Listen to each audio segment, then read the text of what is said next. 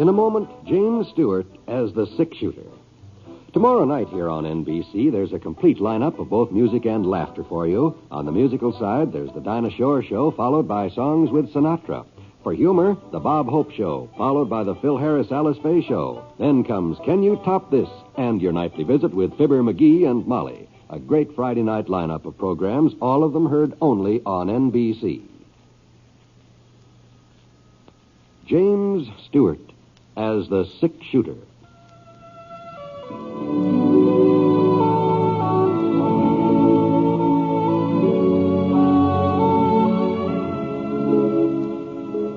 The man in the saddle is angular and long-legged.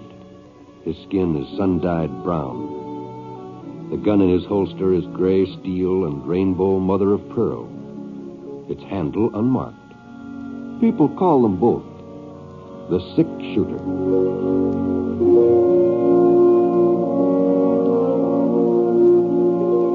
The NBC Radio Network presents James Stewart as the six-shooter, a transcribed series of radio dramas based on the life of Britt Ponsett, the Texas plainsman who wandered through the Western Territories, leaving behind a trail of still-remembered legends.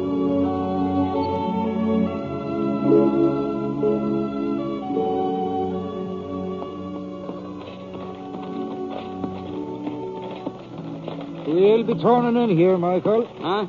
As long as they're going into town anyway, we can be seeing whether there might be anything Homer Danfield's needing. Well, we got enough to do, Pa, just getting the things we need for ourselves. Oh, now, what kind of a neighbor are you, Michael O'Hara? We'll turn in, I said. Okay. That's one thing that you'll have to be learning. A man can't live by himself.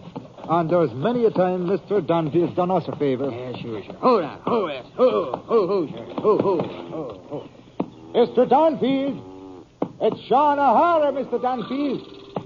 I don't see no sign of him. Maybe he's gone into town himself. Hold on. Don't be in such a hurry now. The least we can do is... Mike, would you listen now? Huh? Them cows. There's something the matter with Mr. Danfield's cows.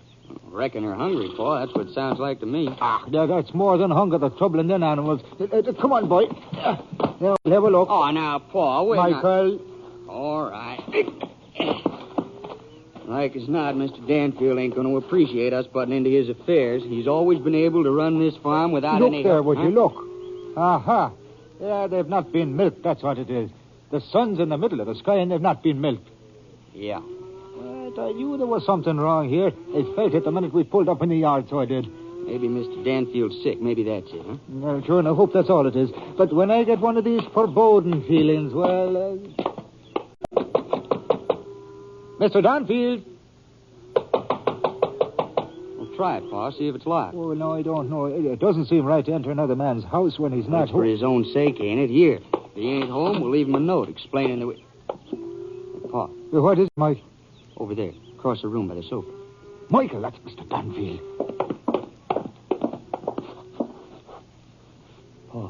Oh, he's been shot bad, real bad. But there's the spark of life left into him. Would you get the doctor, Michael, as fast as you can, and I'll stay here till you come back. Sure, Pa, sure. And the sheriff, too, the sheriff. You best bring the sheriff. Yeah, Pa. That poor Mr. Danfield.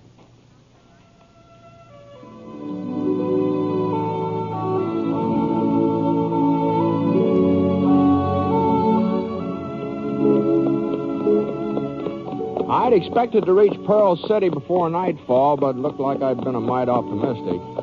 The sky had already lost most of its color, and I still had a good 15 miles to go, so I slowed Scar down to a walk. Easy, boy, easy. Oh, here it is. I started looking around for a place to make camp. It didn't really much matter when I got to town. The spring roundups were sure to be over, and a day or two, one way or the other, wouldn't make any difference about my finding a summer job. Besides being out in the range for another night, I'd probably get a lot more sleep than I would in any of those hotel beds. Well, about a mile further on, I spotted a little flicker of light behind a couple of gray-green boulders, and when I rode up closer, I heard somebody singing and playing a guitar. It looked like I wasn't the only one in the range that night.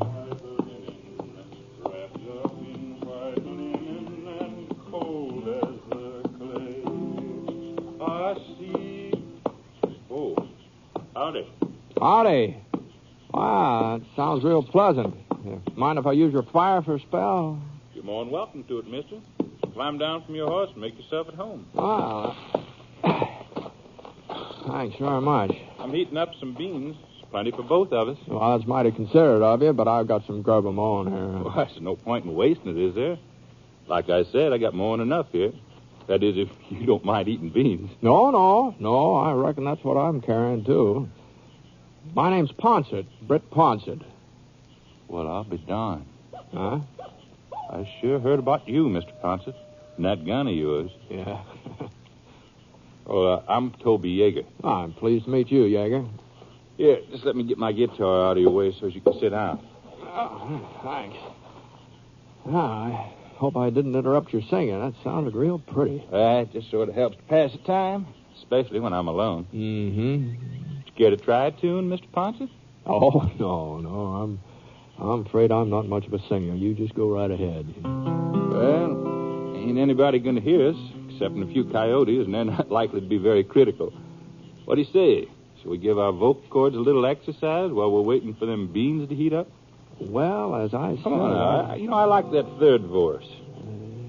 Oh, beat the drum slowly and play the fife lowly. Come on, Mr. Ponsett. Play the dead march as you carry me along. Take me to the green valley where lay the sod o'er me. For I'm a young cowboy and know I done wrong. George, sounds like we were mistaken about those coyotes. Did you hear? Guess it ain't one of their favorites. Yeah, I guess so. How about you providing some music now? Oh, me? No, here's the guitar. No. I'm sorry. I just don't play at all. Oh, come on. You're joshing me, Ponsett. No. I'm afraid I don't know the first thing about it. Well, most any cowboy can get a tune out of a guitar. Maybe so, but it just seems like I never had much of an ear for music. You don't need no ear. Here, come on, let me show you. Huh? Now, you just watch my fingers. Yeah? You'll see there's nothing to it. Well... Yeah. That's simple enough, ain't it? Well, Now, I'll tell you what I'll do. I'll make the chords, and you do the strumming. all right. You go ahead. You go ahead and strum. All right. Yes, you're doing fine. Oh. That's just fine. The strumming part's a little easier than the chording, though, isn't it? It's all easy once you get the hang of it. Now, give me your left hand. How's that? Your left hand. I'll put your fingers where they belong for the first chord. I see now. Here. There. Okay, strum. Well, let's see. All right. Here's the next chord. You see now. Now, here's the third one. There. I'll be darned. Yeah, it's kind of fun. Of course it is. Now, you do them yourself. What? Those three chords I just taught you. Oh, you mean you do them all alone? Yeah, sure. Well,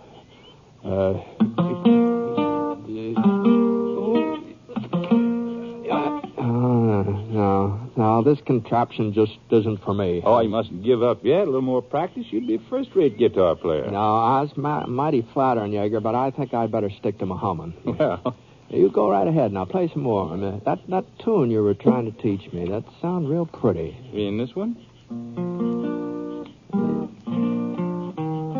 Yeah. I don't think I've ever heard that before, have I? Oh, it's brand new. Folks back east are all singing it, but it ain't got this far west yet. Oh, I see. Are you from the east? No. Utah's my home. But I spent a couple of months in Chicago last winter. That's where I picked up this tune. I see. I sure didn't cotton to city life, Mr. Ponsett. I headed back this way first chance I got. Been laying track for the Santa Fe. That's so? Line reaches Pearl City now. Oh, I didn't know that. Yeah. But they had to stop there for a spell on account of some legal ruckus about the right-of-way. So I took my pay, bought myself that mare over yonder, and moseyed on. I don't know what it is about this song. Once you hear it, it just sort of sticks with you. Yeah, it does. Silver threads among the gold. That's the title. Darling, I am growing old. Silver threads among the gold shine upon my brow today. Life is fading fast away. But, my darling, you will be always young and fair to me. Yes, my darling, you will be always young and fair to me. Oh, that's real nice, Jaeger. Oh, God.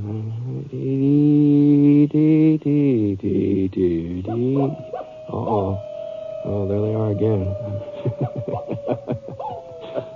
It's got some more verses, but that's the only one I can remember. You care to join in? No. I think I've bothered the coyotes enough for one evening. Well, it looks like them beans are getting hot. Suppose we can interrupt our concert until after supper. Probably sound better on a full stomach anyhow. No, I don't know, Jaeger. In my case, I reckon it wouldn't make much difference.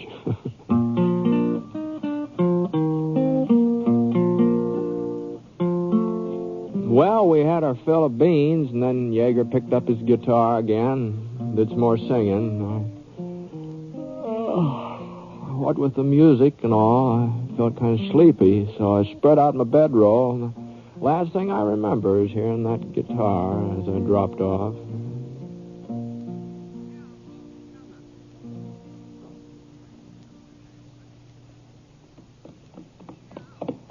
The next morning after we had breakfast, Jaeger headed on south, and I swung north toward Pearl City. A couple hours later, I was riding past the farms just this side of town. I noticed a buggy and 4 or 5 horses pulled up in Homer Danfield's front yard. Homer had always lived alone ever since I could remember. He never had been much of a man for company either, so I turned off the road into the lane leading to the house. Sean O'Hara was sitting on the steps whittling. On the size of the pile of shavings at his feet, figured he'd been doing it for quite a spell. Whoa, Scar, whoa. Oh, Sean? Huh? Hi. Don't you remember me? Britt Ponsett. Oh, why, for goodness sake, Mr. Ponsett, I never had no idea you was in these parts. Lord, it feels a miracle you've come. What are you talking about, Sean? Oh, it's a terrible thing that's happened to Homer Dunfield. What? Him lying in there right now, hovering between life and death, so he is. Oh, well, I'm sorry to hear that. He's pretty sick, huh? He's been shot, Mr. Ponsett. A big hole right over his chest. Is that so? It was along about noontime yesterday when we found him, my son Michael and myself. Oh, that poor man. Well, just what happened, Sean? Well, now, if you ask me, it was a thief who done it. Sure, and from the looks of his house, somebody turned things every which way searching for valuables. And besides, anybody who knew Homer Danfield, anybody from around Pearl City, that is, they'd have no call to try to kill him. He was a well-liked man, Mr. Ponsett. Well, he sure was, yeah. Yeah, and the doctor's staying with him almost 24 hours now. And Sheriff Gentle, too. But you know, the poor Homer has not breathed a conscious breath during the whole day and the night that followed. Yeah, and like as not, he'll never be able to tell us just exactly what... Oh, hello, Sheriff. Huh? Oh, howdy, Britt. Where'd you come from? Oh, just passed through on my way to town, and Sean's been telling me about Homer. Yeah, has there been any improvement, Sheriff? Well, I wouldn't exactly call it an improvement. He did come to for a couple of minutes. Oh? You don't say. Yes, he told me what he could. But I'm afraid it won't do much good. The fellow broke in night before last, along about midnight. He was a stranger. Homer had never seen him before. And he didn't get a very good look at him either. Well, he was trying to rob Mr. Danfield. Is that what happened? Yeah, that's the way it was. Aha. Homer heard him prowling around in the parlor and come downstairs. The fellow let fly with a slug, caught Homer right under the shoulder. He's lost a lot of blood. The doc thinks maybe one of his lungs is nicked, too. Yeah, that sure is too bad. Yeah. Well, not much I can do without a description, evidence. Sure, no, and couldn't he tell you anything at all about the man? No, as far as Homer can recollect, he was medium height, medium build. That's about all. Except for the song he was singing. The song? Yeah. Homer didn't pass out right after he was shot, not entirely. He remembers hearing the fellow searching around and humming and singing to himself while he was at it. Something about silver and gold and getting old. Homer ain't too clear in his own mind, and well, as far as I can tell, it's a song I never heard before. You ever hear it, Sean? No, it don't sound familiar to me, Sheriff. What about you, Britt? Britt? I've heard it, Sheriff. Huh? At least I've heard something mighty similar. Mighty similar.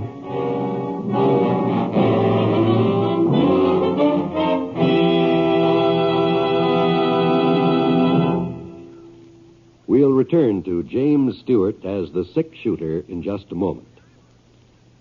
Our country was founded by men who had faith in God and who were willing to endure hardship and sacrifice for the sake of that faith. In these troubled times, there is need to support a way of life based on the enduring principles of religion, which knit the family together, make for good citizenship, and build the character of the children. The religious institutions in your community need your interest and support, so take an active part in religious affairs. Your pastor, rabbi, or priest will give you invaluable family counsel and aid if you're a newcomer to the community. To face the problems of the future, America must be morally strong, and that moral strength comes through worship and faith. Go to church this week and take someone with you.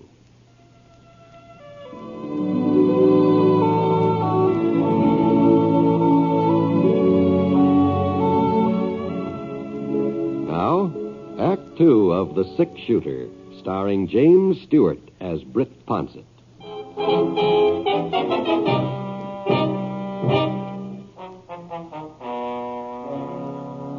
Well, I told Sheriff Gentle about running into Toby Yeager and his guitar, about the tune Toby tried to teach me. Of course, that didn't prove that Yeager had anything to do with shooting Homer Danfield, even though it was a new song. Well, like Toby said, it was popular back east, and there might be other folks who knew it out west, too. But Yeager had been around Pearl City lately. He told me so himself. He was a medium-sized man and a stranger, so I gave the sheriff all the details I could remember. Yeah. Well, it sure ain't much to go on, but it's something. I reckon we better get started. Tell you the truth, Britt, the doc don't figure Homer will last more than another day or two. And if we don't get this Yeager fella back before he... Well, you were saying that he sung a certain song. That ain't going to convict him of murder. No, of course not. Well, let's go. Well, you don't need me, Sheriff. I need somebody to pick up this fella's trail and point him out to me, don't I? Well, I could tell you. Oh, we're just wasting time, Britt. If we're going after this man, let's get started. All right, Sheriff. All right.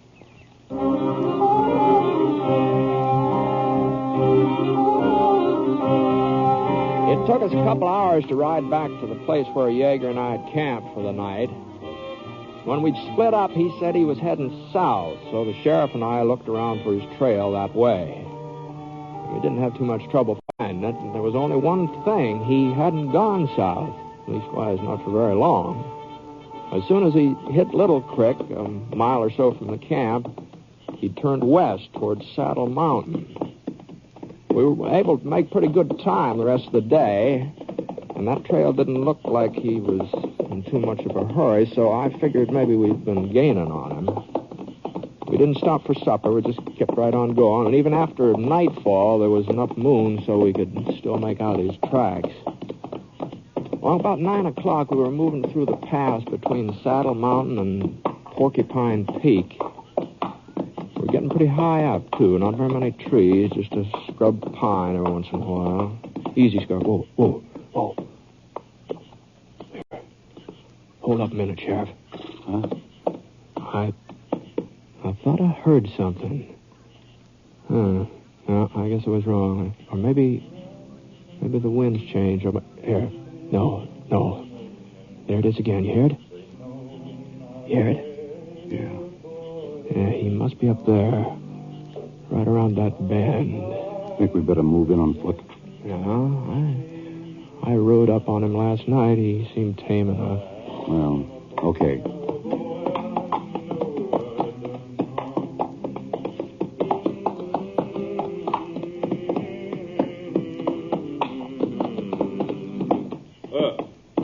Where'd you walk? Hello, Yeager.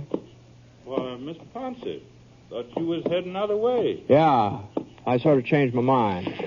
Come back for another guitar lesson, huh? No, not exactly. Jaeger, this is Cleet Gentle from Pearl City. Howdy, Mr. Gentle.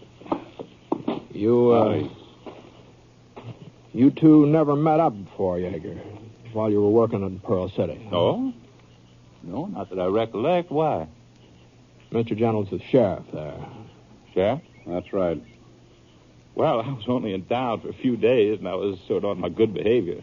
Leastwise, I never had no run-in with the law. Yeah. There's something I can do for you, gents? Jaeger, a fellow was shot the other day. Shot and robbed. Farmer just outside of town. Oh? He didn't recognize the man who did it. He remembers one thing about him, though. A song he was singing. Well, I reckon I ain't the only man that gives out with a song once in a while, am I? No. No, but this particular song, well, it's the one you played for me last night. I played a lot of songs for you last night, Mr. Ponce. Silver Threads Among the Gold. That was the name of it. Well? You said it was a new tune, as I recall. You picked it up back east. Did I? Yeah. Well, ain't you kind of jumping to conclusions, Mr. Ponce?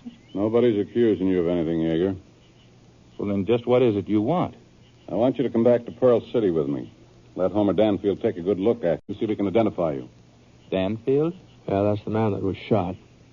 He's still alive, huh? Do you think he was dead, Jaeger? Oh, I didn't think nothing about it one way or the other. How much money you got with you? Oh, $40, $50. Mind showing it to me? Money looks all the same, don't it? Yeah. Okay. Here. 20, 30, 40, 45, 48. $48. Oh, that's what I said, about $50. That's what Mr. Danfield had stolen from his china cabinet. About $50. The money's mine. I was working for the Santa Fe. They just paid me off the other day. You're wearing a gun, I see. Well, so are you. So's Ponce. I'll take it. Sure. All right, Jaeger. Let's go. You want to get started right now? As soon as you're ready. It'll take me a couple of minutes to get my pack together and my horse saddled. Well, I'll give you a hand. Thank you. Thank you, Mr. Ponce. Yeah, here. Would you mind fastening this onto the back of my saddle? I sure wouldn't want to go off and leave my guitar behind. Yeah, I'll take care of it for you.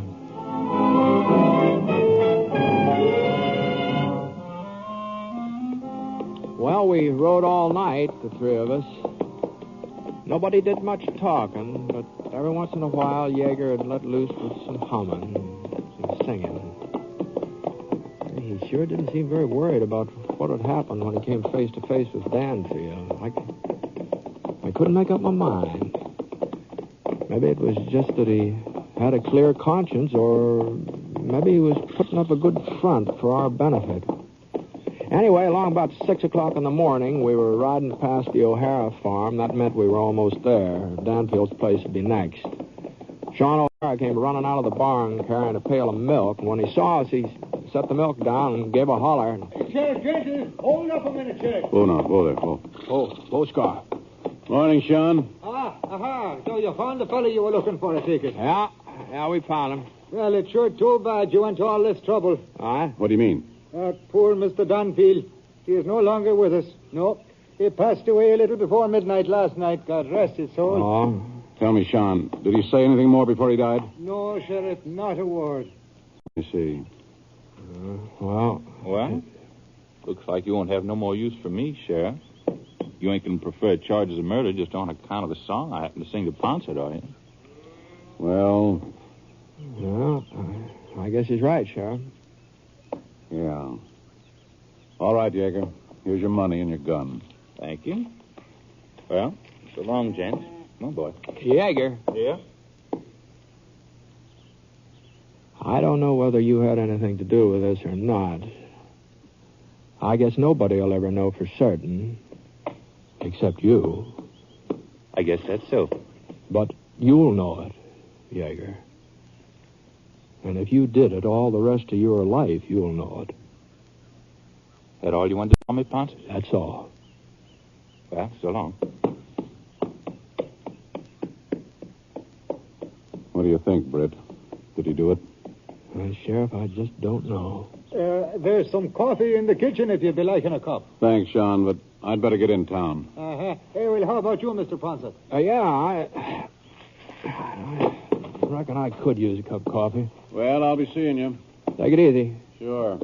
Sorry you had that ride for nothing, Britt. No, it's all right. I guess I brought it on myself. So long. The kitchen's doors are on this way, Mr. Ponset. Yeah, it sure was a shame about Homer Dunphy. Yeah, it sure was. Yeah, morning, Pa. Oh, now it's about time you got up, young man. You remember Mr. Ponset, don't you? Oh, sure. Hi, Brett. All right, just fine, Mike. Hey, what are you doing with Toby Yeager? Is he a friend of yours? No, not exactly. You know him, Mike? Oh, well, he was working over on the railroad. We met a couple of times. Played poker over at Red Philpott's place. Now, Michael, I told you can't afford to be losing your money. Oh, I never lost, Pa. Not when Toby was in the game. Why, he's got the worst luck any man I ever played with. Take the other night. Railroad paid him off, and he lost every cent of it. What night was that, Mike? Was that the night Homer Danfield was shot? Well, come to think of it, I guess it was. I see. All right, I think maybe I'll skip that coffee for the time being, Sean. Thanks anyway.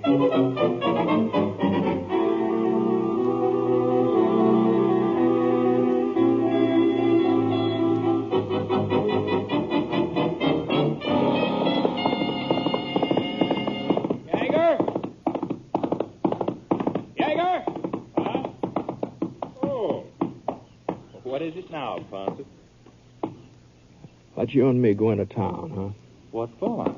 Easy going, easy. That $48 you're carrying, that isn't Santa Fe money. What do you mean? You lost your pay the other night in a poker game, all of it. Oh? Where'd you get the $48, Yeager? What might be kind of hard to explain, Ponset? It sure would. Looks like you was wrong, don't it? Huh? Well, you said if I was the fellow who shot him, nobody'd know it, except me. You shot him, huh? Sure. Well, then I was wrong. Maybe we'd better go back to Pearl City, huh? Sure.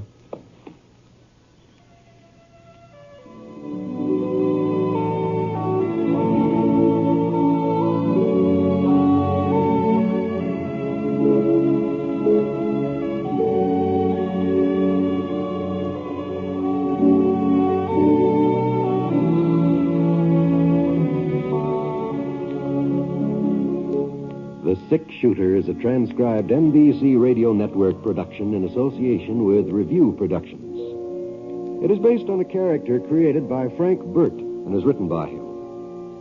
Mr. Stewart may currently be seen in the Universal International picture, The Glenn Miller Story. Others in the cast were Ben Wright, Bert Holland, Will Wright, and Barney Phillips, who played Toby. The guitarist was Bob Bain.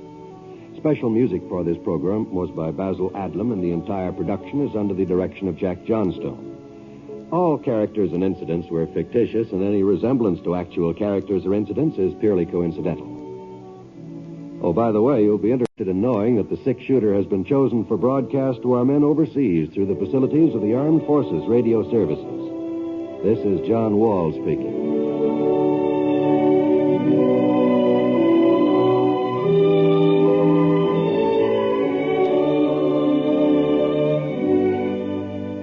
MacDonald Carey stars in Jason and the Golden Fleece tonight on the NBC Radio Network.